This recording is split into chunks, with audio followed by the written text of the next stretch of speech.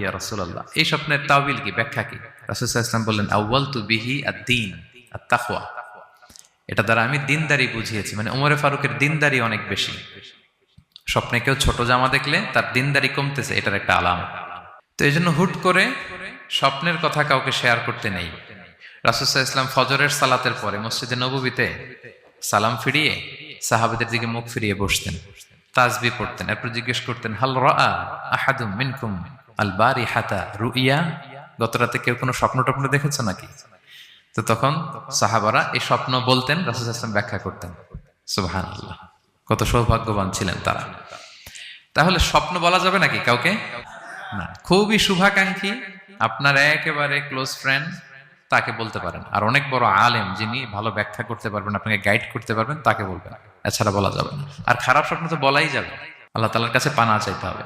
তাহলে ঘুমিয়ে ঘুমিয়ে যেটা দেখি এটা